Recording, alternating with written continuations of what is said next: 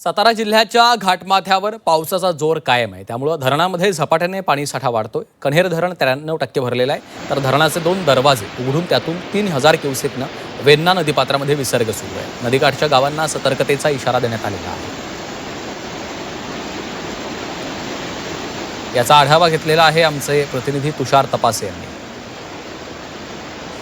सातारा जिल्ह्याच्या पश्चिम भागात पावसाचा जोर काहीसा कमी झालाय, मात्र असं असलं तरी डोंगर माथ्यांवर किंवा घाट माथ्यांवर पावसाचा जोर कायम आहे आणि त्याच्यामुळेच धरणांमधून विसर्ग कायम ठेवण्यात आलेला आहे। मी आता सध्या कन्हेर धरणावर आहे आणि या ठिकाणी तुम्ही पाहू शकता कन्हेर धरणातून विसर्ग हा सुरूच आहे। जवळजवळ 3000 क्युसेक हे दोन्ही दरवाजांमधून विसर्ग केला जातो। त्याचबरोबर पायथा वीजगृह जे आहे त्या पायथा वीजगृहातून देखील 600 क्युसेक म्हणजेच एकूण 3600 क्युसेक विसर्ग हा वेण्णा नदीपात्रात केला जातो आणि नदीकाठच्या गावांना त्यामुळे सतर्कतेचा इशारा देण्यात आलेला आहे। आणि एकूणच सांगायचं झालं तर हे 10.10 TMCचं हे धरण आहे आणि या धरणामध्ये आता 9.32 म्हणजे जवळजवळ 93% हे धरण आता भरलेलं आहे। असं असलं तरी कुठेतरी पाणी पातळी नियंत्रित करण्यासाठी प्रशासनाने हा निर्णय कायम ठेवलेला आहे की धरणातून थोड्या प्रमाणात का होईना विसर्ग चालू ठेवण्याचा।